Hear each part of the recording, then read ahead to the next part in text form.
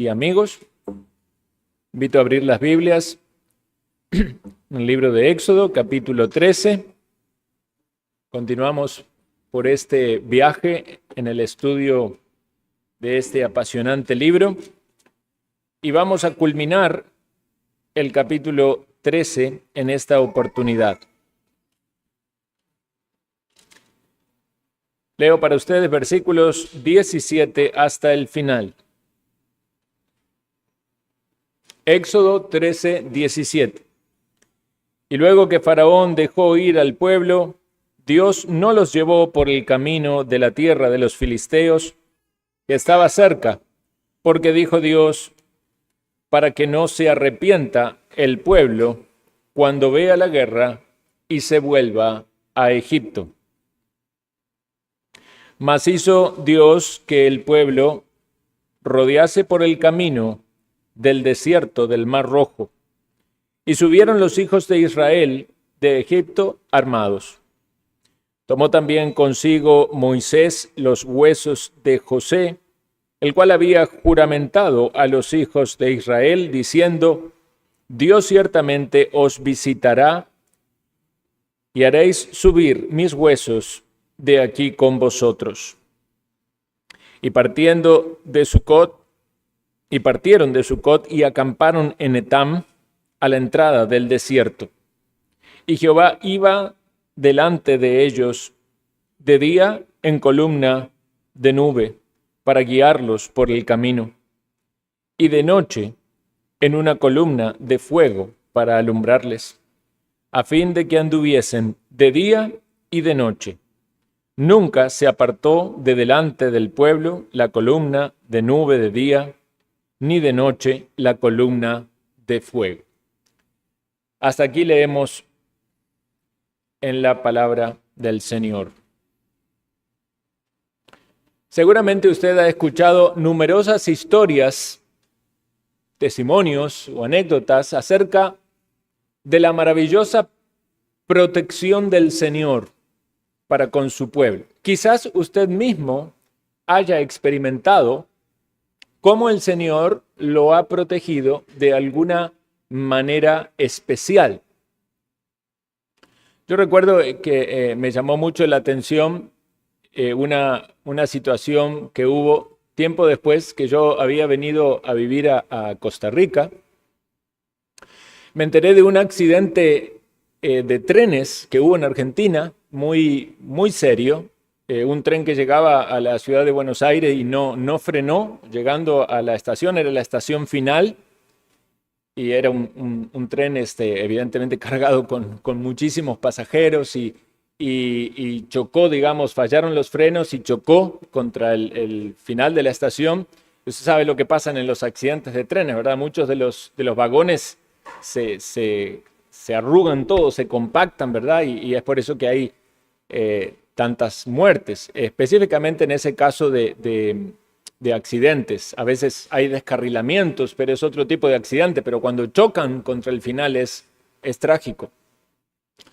Entonces, cuando yo me enteré de esa noticia, creo que fue al año siguiente o a los 2 años de estar aquí, me puse a averiguar los datos acerca de la información y resulta ser de que era el tren, ¿verdad?, que yo tomaba cuando vivía allá para ir a trabajar a la hora que yo lo tomaba.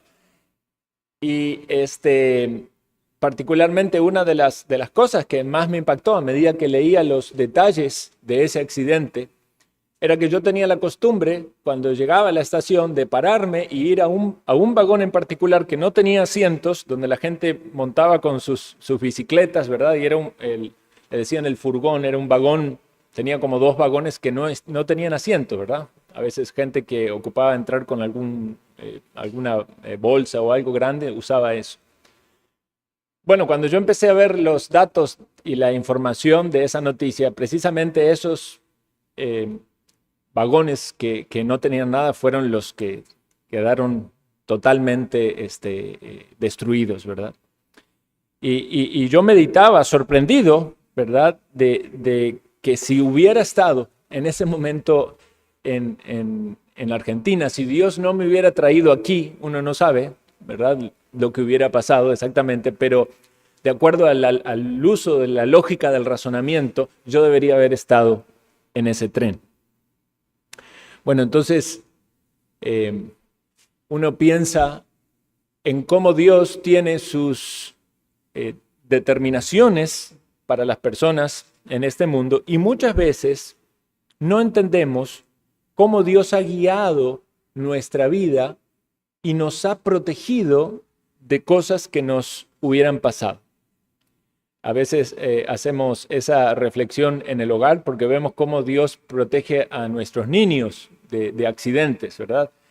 A veces son accidentes, pero podrían haber sido más graves. Por ejemplo, hace poco sentíamos que Andrés lloraba y salimos corriendo a buscarlo, ¿verdad? Y se había subido a un mueble.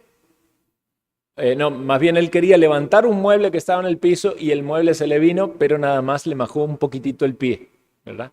Entonces nosotros evidentemente le explicábamos lo peligroso de lo que hizo, pero también dábamos gracias al Señor porque le protegió, no le cayó ese mueble en la cabeza.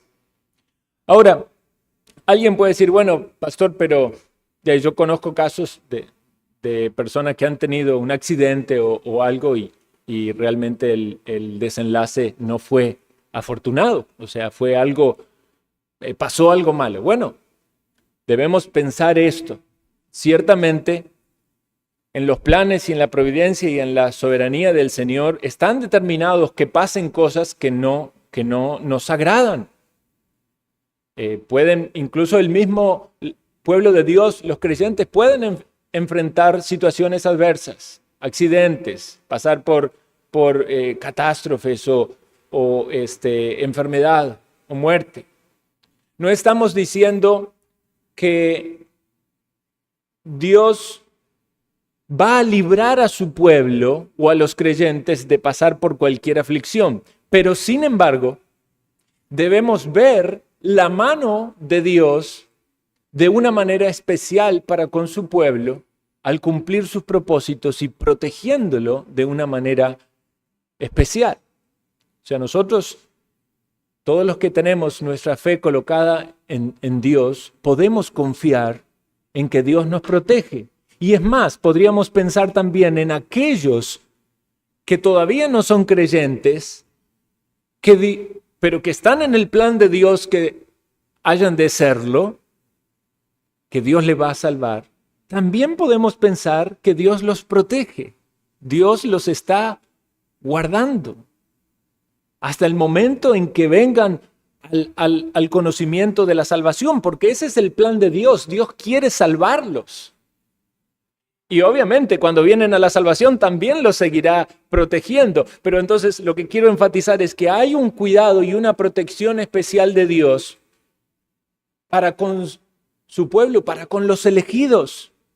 Aún antes de la salvación, en preservarlos con vida y en cuidarlos del mal hasta llevarlos a la salvación, y después de la salvación, porque con su amor y cuidado paternal sigue guardando de ellos.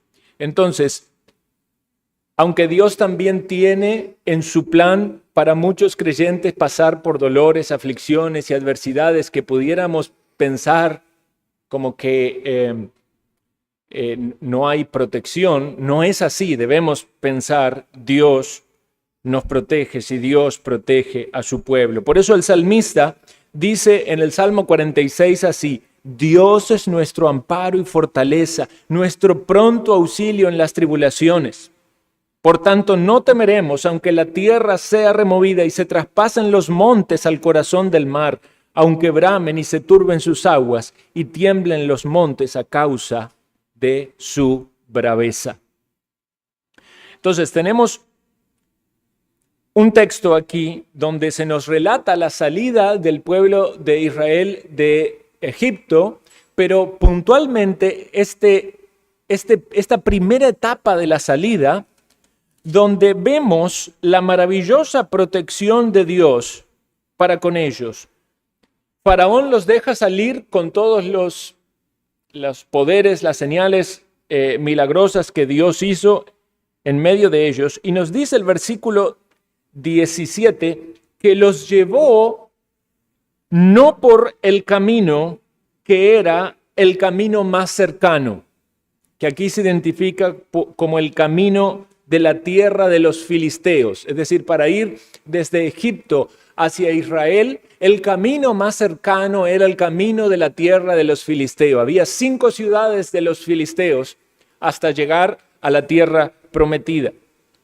Este era un camino mucho más corto, un camino que algunos eruditos hablan de 10 días, pero otros dicen que podía hacerse incluso en menos tiempo. En cambio, Dios no los lleva por ese camino y vamos a tener aquí esta explicación de por qué no los lleva por ese camino. Pero quiero aclarar algo, en la mayoría de las Biblias sale allí el título, la columna de nube y fuego. Eso es tan solo una parte del texto. Pero vamos a ver incluso en estos versículos que también hay enseñanza. Dice el versículo 17, y luego que Faraón dejó ir al pueblo, Dios no los llevó por el camino de la tierra de los filisteos, que estaba cerca, porque dijo Dios, para que no se arrepienta el pueblo cuando vea la guerra y se vuelva a Egipto. Entonces, hermanos y amigos, yo quiero compartir con ustedes 3 maneras en las cuales Dios nos muestra su protección. Y la primera es que Dios nos libra de situaciones que no podremos soportar. Dios nos libra de situaciones las cuales no podremos soportar o sobrellevar. Claramente Dios revela aquí en su palabra que si hubiese sido guiado el pueblo por la tierra de los filisteos, cuando llegaran a esas ciudades y vieran a los filisteos como hombres de guerra y que habría allí guerra, el pueblo se habría arrepentido en su corazón y habría decidido ir de vuelta para Egipto. Dios está aquí mostrando, por medio de la revelación de su palabra, la debilidad que había en el corazón de su pueblo. Ellos no iban a poder tolerar ver la guerra y claramente no era un pueblo preparado para la guerra. Ellos habían sido esclavos, no estaban listos para batallar. Entonces Dios decide llevarlos por otro camino. Alguien podría argumentar y decir, pastor, pero también ellos luego se arrepintieron de estar en el desierto y querían volver a Egipto. Bueno, sí, ciertamente, pero la razón no fue la guerra, la razón fue que Dios estaba tratando con ellos en su corazón y en su pecado. Entonces Dios elige este cambio de dirección y dice, por aquí no van a ir, no los voy a poner en esta situación. Dios está viendo más allá, Dios sabe cómo ellos enfrentarían esa situación. Entonces también aplicado a nosotros, Dios conoce cómo nosotros enfrentaríamos situaciones en las cuales todavía no estamos. Si fuéramos en tal o cual dirección, si tuviéramos que enfrentar determinadas circunstancias, ¿cómo reaccionaríamos a ello?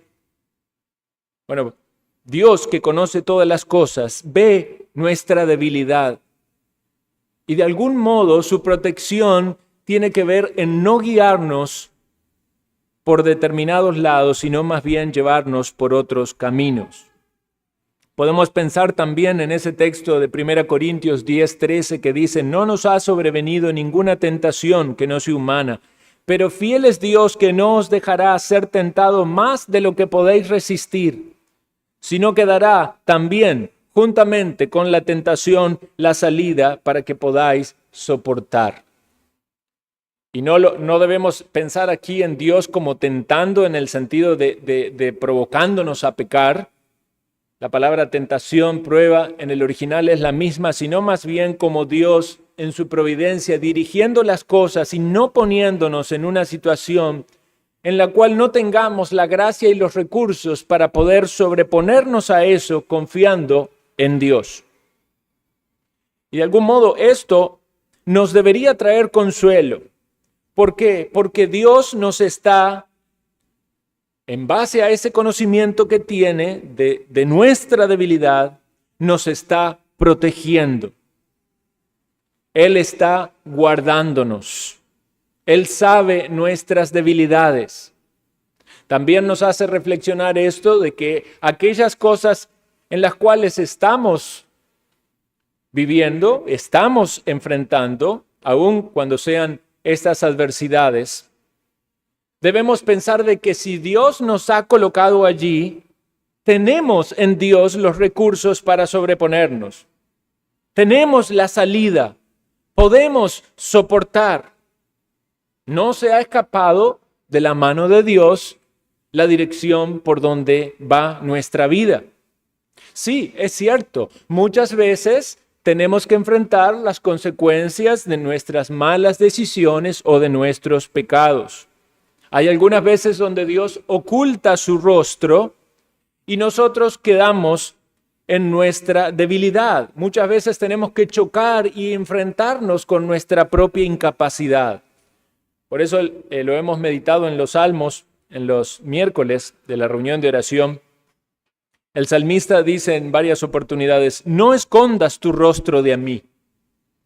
No apartes con ira a tu siervo. Vean cómo la Biblia describe el que Dios oculte su rostro como algo negativo en nuestra experiencia. Si Dios oculta su rostro, nos quedamos a las expensas de problemas y de adversidades. Es como que si Dios no nos estuviera poniendo atención. No significa eso de que Dios no está poniendo atención o no tiene cuidado de nosotros. El lenguaje bíblico está expresado de manera tal de que nosotros de algún modo podamos conocer un poco más a Dios, pero no debemos tropezar en malinterpretar un lenguaje expresado en términos humanos para contradecir la esencia de Dios. Cuando la Biblia nos habla de Dios con partes humanas, como su mano, su rostro, lo entendemos desde nuestra perspectiva, pero sabemos que Dios es espíritu, ¿verdad? Dios no tiene mano, no tiene rostro, Dios es espíritu. Pero nosotros percibimos el mensaje. Y el mensaje es este: si Dios oculta su rostro, si Dios no me está mirando, no me está cuidando, si Dios me desampara, ¿qué va a hacer de mí? Dice el salmista: no me dejes, ni me desampares, Dios de mi salvación. Hace poco meditamos en el Salmo 30, 6 y al 8. Dice así: en mi prosperidad, dije yo, no seré jamás conmovido. El salmista experimentaba un tiempo de prosperidad y pensó que no iba a ser movido, que él iba a estar bien. No necesariamente con una actitud mala o pecaminosa, pero pudieran ser las dos cosas, ¿verdad? Pero puede ser que usted esté pensando: bueno, estoy bien porque Dios me está ayudando. O puede ser que usted esté pensando: estoy bien, aunque no estoy bien con Dios, estoy bien, no me va a pasar nada. Pero luego dice, Salmo 37, escondiste tu rostro, fui turbado. El momento que Dios esconde su rostro, viene turbación, viene problema, viene angustia, viene desesperación. Porque necesitamos la gracia de Dios en nuestra vida, que nos sostiene, que nos protege, que nos conserva. Necesitamos esa mirada benefactora de Dios, como de un padre a su hijo, mirando por donde anda, cuidándolo de peligros, alentándolo a hacer las cosas que hace bien, advirtiéndole de las que hace mal. Necesitamos esa cercanía y esa conexión con Dios. Y eso también nos hace pensar en nuestra responsabilidad de velar y orar. Vemos la grandeza de Dios, que Él nos conoce, que Él conoce nuestros enemigos, hasta los que podríamos llegar a enfrentar. Dios conoce todas las situaciones, pasadas, presentes, futuras, incluso las hipotéticas. Las que nunca van a pasar, pero podrían llegar a pasar. Él conoce cómo vamos a reaccionar. Y todo eso debería llevarnos a tener mucha confianza, pero no solamente que Él nos conoce y dice, bueno, que haga lo que quiera, sino que Él también nos va guiando, va dirigiendo nuestro camino. No los llevó por el camino de los filisteos, los llevó por el camino del mar. Considera entonces, hermano y amigo, enfrentar las circunstancias que le toca vivir en el presente o le pueden llegar a tocar vivir que no sabemos. No sabemos si vamos a tener un accidente, una enfermedad, una adversidad. Así, el pastor dijo que Dios nos protege y mire lo que me pasó. No. Dios nos protege, es una realidad. Pero sí, en el plan de Dios pueden estar sufrimientos, pueden estar enfermedades, pueden estar problemas, conflictos, hasta la misma muerte puede estar en el plan de Dios. Dios da y Dios quita, no lo vimos en Job. Dios lo decidió así. Aunque para Job fue duro perder a sus hijos, perder su salud, perder sus recursos. Pero debemos también afirmarnos en que Dios nos protege y su protección es maravillosa. Algún día nos sorprenderemos, hermanos. A veces hasta hacemos ciertas bromas con Lynn, ¿verdad? Cuando pasa algo y vemos la protección de Dios, hablamos de que hay algunos ángeles con las alas quebradas. No es que se le quiebran las alas, ¿verdad? Pero ciertamente no los vemos, pero los ángeles están allí protegiéndonos. Nos están cuidando. Incluso están cuidando a alguien que en este momento puede estar en sus delitos y pecados, viviendo enemistado con Dios, haciendo cosas malas, pero lo están cuidando porque en el plan de Dios está salvarle. ¿No es maravilloso pensar eso? Quizás usted todavía no se ha arrepentido de sus pecados, elige pecar, rechaza a Dios y Dios le está cuidando porque le va a salvar. Le va a llevar por un camino en el cual usted mismo se va a ir dando cuenta de que el pecado paga mal y que Dios es bueno y que su amor y su misericordia está manifestado en Cristo para su salvación. Y quiera el Señor salvar personas en medio nuestro. Entonces, en la primera manera en la que Dios muestra su protección es que nos libra de situaciones que no podremos enfrentar. En la segunda es que nos lleva por caminos que no comprendemos. ¿Cómo va a llevarlos por el camino del Mar Rojo? Ese camino topa con el mar. Porque le va a llevar por ahí. El mar no se puede cruzar así tan fácil. Dice el versículo 18, hizo Dios que el pueblo rodease por el camino del Mar Rojo. Dice, y subieron los hijos de Israel de Egipto armados. Hay que aclarar allí, el comentarista John Gill dice que esto armados no necesariamente significaban armas, porque si iban armados, la lógica era que entonces iban preparados para pelear. Y no fueron por el camino de los filisteos porque Dios sabía que no podían enfrentar la guerra. Él habla de que ir armado tenía que ver con una ropa preparada o armada, era la ropa, la vestimenta para un viaje. Como quien dice, la ropa ceñida.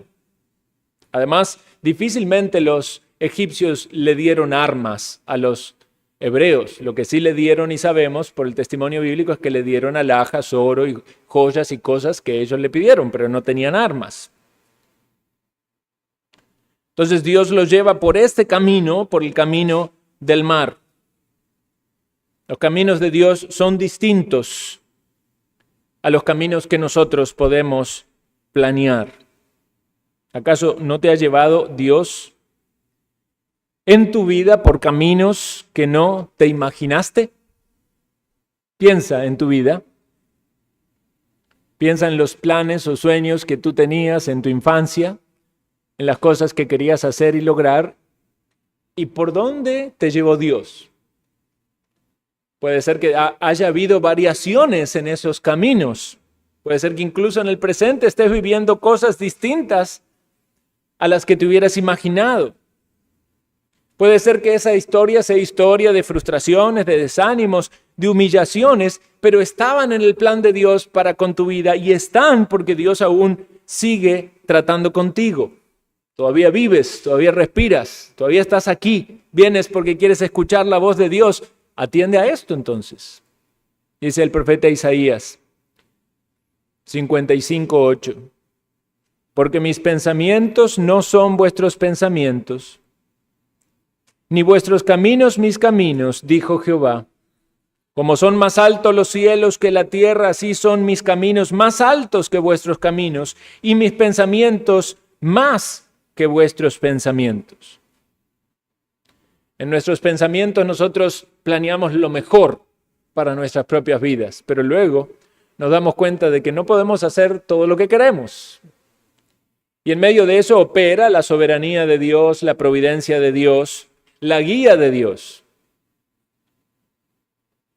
En medio de eso hay una protección de Dios que sabe nuestras debilidades, que sabe lo que no podemos enfrentar y que nos lleva por otro camino. Y muchas veces esos caminos van a parecer ilógicos, porque hay un mar allí que es imposible de cruzar. Pero Dios quiere mostrarnos su poder, que Él piensa mucho mejor que nosotros, que Él tiene mejores planes que nosotros. Y que nuestros planes, que generalmente están muy centrados en nosotros mismos, Él nos lleva por un camino donde Él va a manifestarse hacia nosotros para que le conozcamos y descansemos en Él. Yo recuerdo en tiempo de instituto bíblico que soñaba, ¿verdad? Cuando uno está estudiando, escucha esas historias de los misioneros, ¿verdad? Ay, yo quiero ser misionero, ¿verdad? Después uno estaba en una conferencia y de repente hablaban de los pastores, ¿verdad? Y venía un pastor y, ay, yo quiero ser pastor.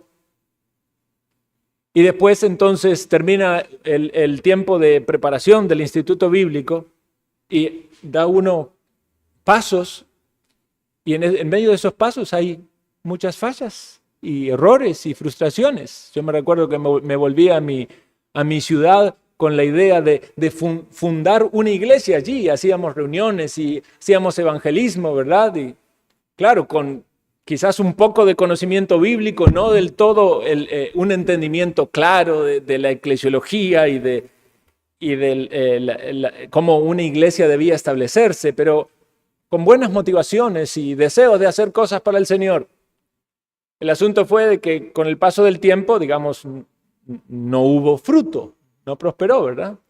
Entonces, me acuerdo que yo había hecho la tarjetita, ¿verdad? Adrián Pasarelli, Fundación de Iglesias, y compartía, ¿verdad? Con la gente y todo. Y mi hermano después me vacilaba porque decía que yo tendría que haber puesto Adrián Pasarelli, Fundición de Iglesias, en lugar de Fundación de Iglesias. Entonces, después de ese año de intento fallido, volví al seminario. Durante ese tiempo estuve allí, bueno, fue en la providencia del Señor el tiempo para que conociera a mi esposa. Si no hubiera fallado en mi intento de hacer eso, no hubiera regresado al Instituto Bíblico, no hubiera compartido con Lindsay para hacer una amistad con ella.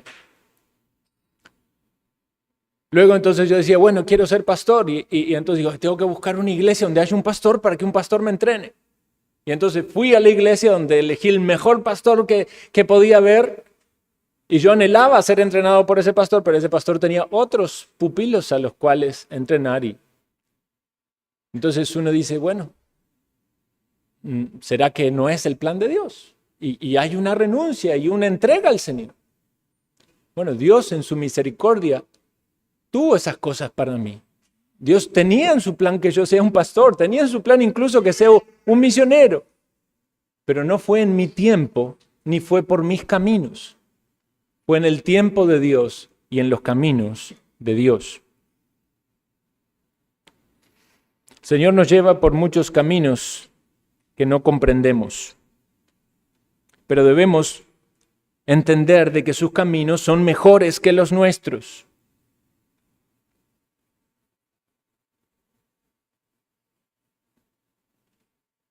Hay un paréntesis aquí cuando se menciona acerca de los huesos de José que fueron sacados de Egipto, pero es interesante ese paréntesis mientras se habla de la protección del Señor porque nos ayuda a confiar en las promesas de Dios. Los huesos de José no iban a quedar allí. Bueno, podríamos decir que Dios había revelado en su palabra lo que iba a hacer y había una promesa allí: Dios os visitará y haréis subir de aquí mis huesos con vosotros. No tenemos quizás promesas nosotros específicas de revelación directa, ¿verdad? Como algunos creen. Ay, sí, Dios me prometió que yo voy a hacer tal o cual cosa. No creemos en ese tipo de revelación directa.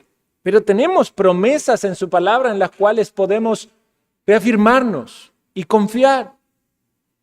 Y una de esas promesas es que el Señor cuida de su pueblo, que Dios nos guarda, que Dios nos protege.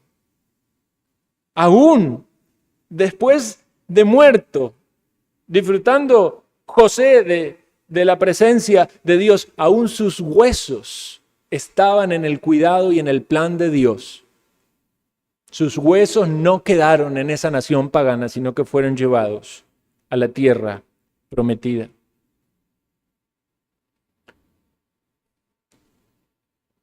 Debemos saber leer e interpretar las promesas de Dios. Las interpretamos mal y podemos tener una expectativa equivocada. Pero dice Josué 1:5, nadie te podrá hacer frente en todos los días de tu vida. Como estuve yo con Moisés, estaré contigo, no te dejaré ni te desampararé. Entonces alguien dice: ay, Dios me dice que nadie me podrá hacer frente, y se va a un torneo de lucha libre. No es eso, ¿verdad? La misma palabra interpreta la palabra. Vea cómo lo interpreta el Nuevo Testamento. Dice: sean vuestras costumbres sin avaricias, contento con lo que tenéis ahora, porque Él dijo: no te desampararé ni te dejaré. Entonces podemos tomar esa promesa de la palabra y decir: Dios a mí me protege, me ampara, Dios está a mi cuidado. ¿Y cómo lo llevo a la práctica? Confiando en que si Dios cuida de mí, no puedo ser egoísta. No voy a compartir eso. No voy a ofrendar, no voy a hacer esto. ¿Por qué? Y porque me puede faltar y porque después no voy a tener. Pero ¿acaso no confías que Dios te protege? ¿Acaso no estás confiando de que Dios está poniendo sus ojos sobre ti y te va a proveer lo necesario? A la luz del conocimiento de Dios y de las promesas de Dios, nuestra vida debe ser transformada. Muchas veces no estamos contentos con lo que tenemos, queremos más. Entonces, de algún modo nos estamos quejando y estamos diciendo que Dios no nos da lo que debe darnos. Muchas veces no somos desprendidos y dadivosos y no estamos confiando de que Dios puede proveer para nuestras necesidades en el futuro. A veces queremos hacer acopio, ¿verdad? Pero decía el famoso predicador Spurgeon que aquellos que reciben carros llenos no tienen problema en dar cestas llenas. La idea de que se recibían tantas bendiciones de parte de Dios y sabiendo que esos carros iban a venir, que no tenían problema en hacerlo llegar a otros. Entonces la palabra de Dios nos anima con esto. La tercera manera en la que Dios nos cuida es que Dios provee maravillosamente para nuestras necesidades. Dice el texto que partieron de Sucot, acamparon en Etán, en la entrada del desierto, y es aquí entonces donde se manifiesta de manera especial y sorprendente esta provisión de Dios por medio de una columna de nube para guiarlos por el camino en el día y una columna de fuego para alumbrarlos en la noche. Es interesante, uno mira las películas y tiende a pensar que así como están las películas era, ¿verdad? Puede ser que sea una buena representación o no, pero abre nuestra imaginación, una columna de fuego, una columna de nube. Pero es una manifestación de esta provisión del Señor. Más adelante le iba a mostrar la provisión de muchas maneras. Le iba a dar agua de la peña, le iba a dar la comida del cielo, el maná, le iba a dar la ley en el monte. Pero lo que necesitaban en ese momento, saliendo de Egipto, y enfrentando el camino del desierto, era una nube y era fuego. Una columna de nube para guiarlos, para mostrarles por dónde ir, y una columna de fuego para alumbrarles. Cuando hay una necesidad específica y especial, Dios también actúa allí con su provisión específica y especial. ¿Qué necesitaban ellos? Necesitaban dirección y claridad. Y eso es lo que Dios le está dando. Tú tienes hoy una necesidad específica y especial. Puede ser de que en primera instancia lo entiendas terrenalmente o materialmente, pero te animo a elevar esa reflexión en lo espiritual, en lo que es bueno para ti y para tu alma. Ciertamente podemos tener muchas necesidades materiales, físicas. Ellos podrían pensar que lo que necesitaban eran armas o experiencia para ir y batallar contra los filisteos, pero Dios dijo, no, eso no lo puedes enfrentar, vas por este camino. Lo que necesitas es dirección y claridad. Necesitas saber por dónde ir, tienes que ser guiado, tienes que aprender a seguir esa guía y tienes que tener luz sobre los pasos que vas a dar. Necesitas esa ayuda y esa provisión, tanto en el día como en la noche, porque es importante que tanto en el día como en la noche estés moviéndote. Vean qué específica que es la provisión del Señor. Tenían que avanzar, y eso es lo que nos dice el texto. Versículo 21, al final, a fin de que anduviesen de día y de noche. Porque la provisión de Dios es dada consecuentemente con sus propósitos y con sus mandatos. Dios te está dando algo que necesitas. Y es la maravillosa provisión de Dios para contigo.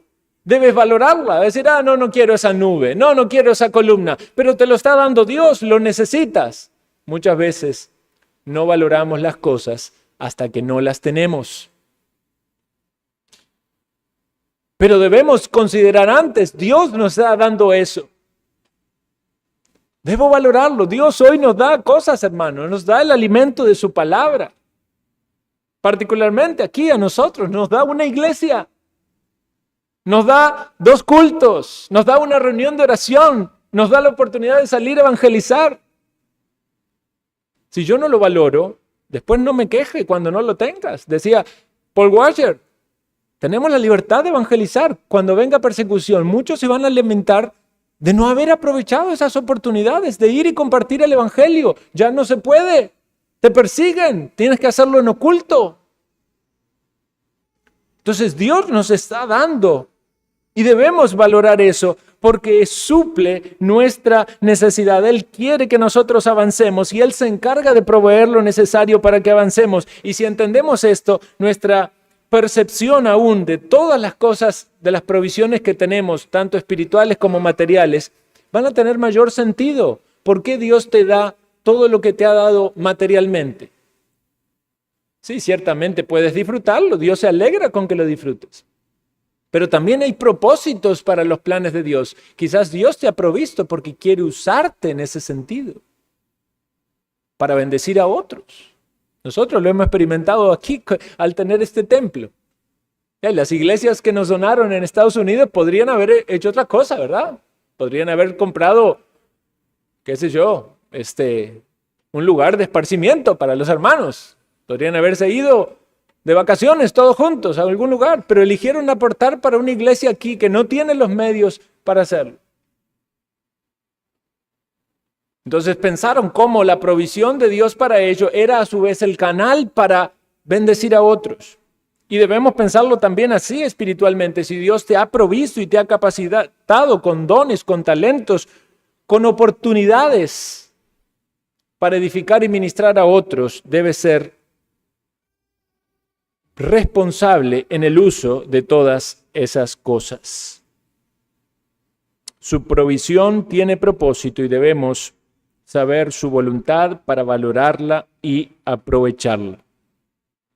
Finalmente, dice el versículo 22, nunca se apartó de delante del pueblo la columna de nube de día, ni de noche la columna de fuego. La fidelidad del Señor. La fidelidad del Señor. La mano del Señor ha estado con nosotros. En ese momento, de esa manera, más adelante lo va a decir el texto que anduvieron 40 años por el desierto y Dios siempre le proveyó el alimento y el calzado de su pie no se envejeció y pudieron cumplir los propósitos que Dios tenía. Consideremos entonces, queridos hermanos y amigos, la protección de Dios a lo largo de nuestra vida. Piensa por un momento en esto. El Señor te libró de cosas que no habrías soportado. Cuando hablamos esto de los ángeles, Hebreos 1:14 dice, ¿no son todos espíritus ministradores enviados para servicio a favor de los que serán herederos de la salvación? Los ángeles son espíritus al servicio de Dios, actuando a favor de los que serán herederos de la salvación. Da gracias a Dios por los ángeles cuidándote. ¿Te llevó por un camino que no comprendiste? Quizás algunas veces te quejaste o no entendiste. Recuerda esto.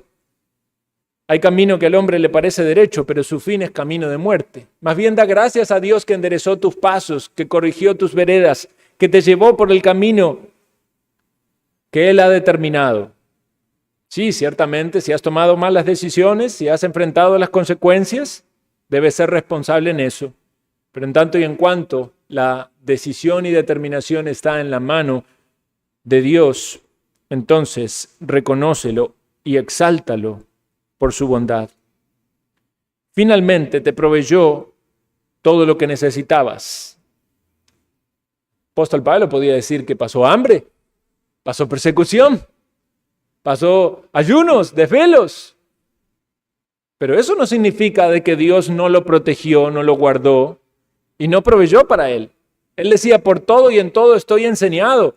Yo sé lo que es vivir de este modo porque soy un siervo de Cristo y quiero honrarle a Él. No me quejo por estas cosas. Si el Señor tiene pasar cierto tiempo de adversidad, lo acepto.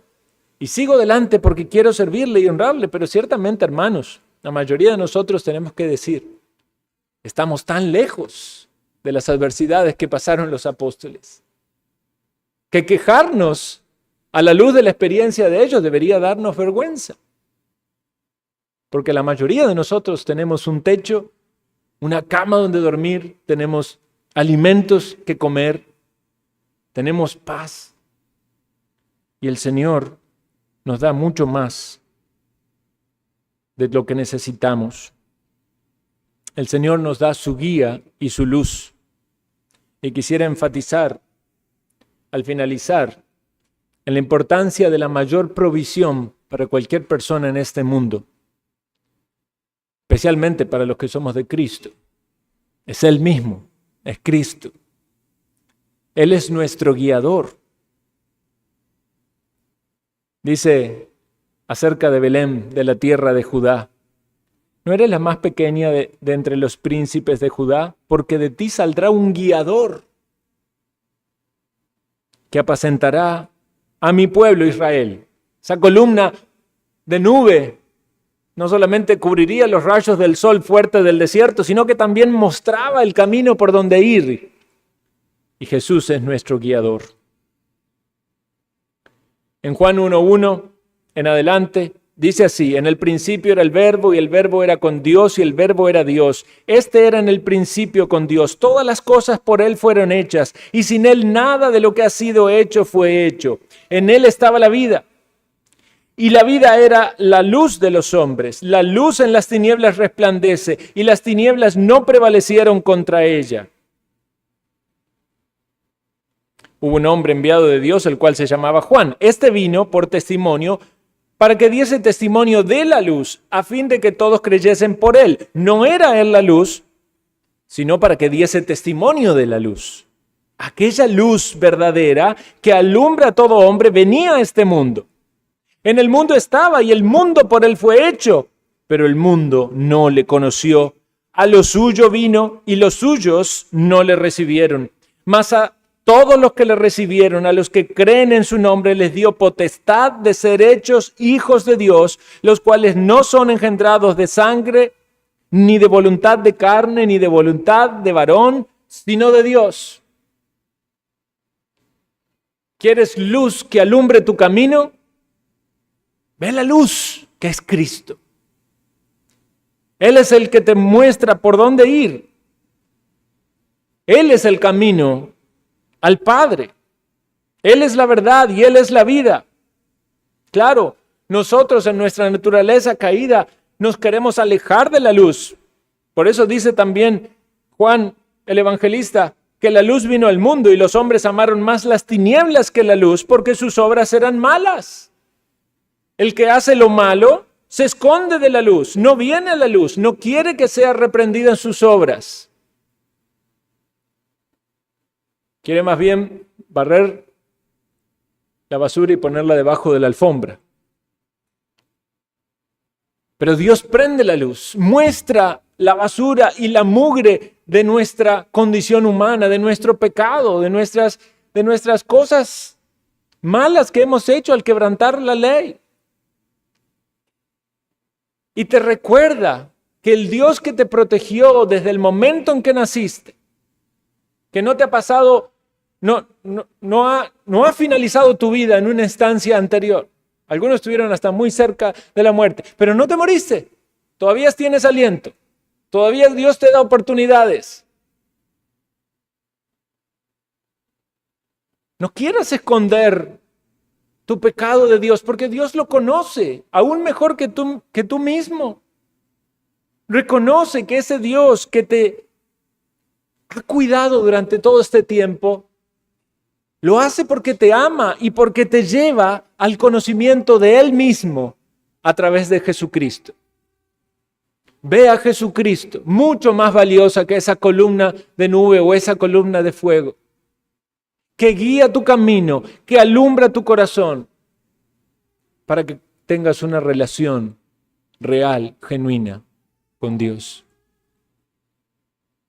Si hay en tu corazón gratitud porque Dios te ha protegido, te ha guiado, te ha cuidado hasta el día de hoy, asegúrate de que antes que finalice tu vida, estás en paz con Él. Y que irás ante su presencia recubierto en los méritos de Jesucristo, en su sangre que te limpia de todo pecado, en la justicia que viene por la cruz de Cristo, no en tus propias obras que nada pueden lograr. Jesús dijo una vez en una fiesta: yo soy la luz del mundo. El que me sigue no andará en tinieblas, sino que tendrá la luz de la vida. Si eres un creyente, debes exaltar a Dios porque Dios te ha protegido y te sigue protegiendo de una manera especial. Hay mucho para confiar. Aún si nos pasaran cosas adversas, descansar en la soberanía de Dios. Pero si aún no has llegado a tu punto de una relación personal con Cristo sincera y genuina, ve la misericordia de Dios guardándote durante todo este tiempo. Arrepiéntete de tus pecados y llega a una comunión con Dios por medio de Jesucristo, sincera, honesta, estando en paz con Él. Porque la Biblia nos da promesas como las meditamos recién.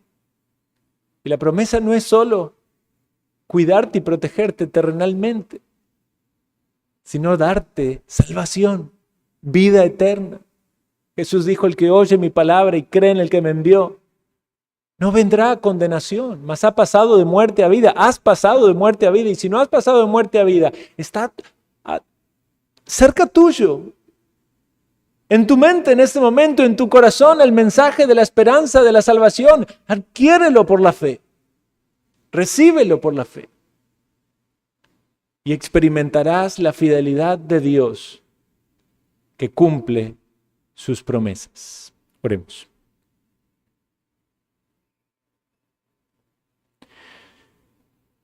Oh Señor Jesús, tú has dicho, el que a mí viene, no le echo fuera. Que no haya personas aquí, Señor,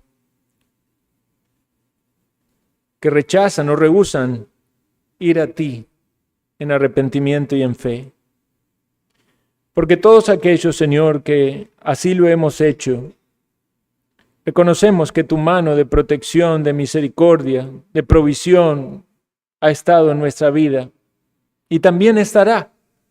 Más allá de los planes específicos que tú tengas, tu mano y tu maravillosa protección está con nosotros. Alienta nuestro corazón, conforta a tu pueblo, anímanos para seguirte con más amor y fidelidad. Y trae a los perdidos a la salvación que es en Cristo Jesús. En tu nombre lo pedimos. Amén.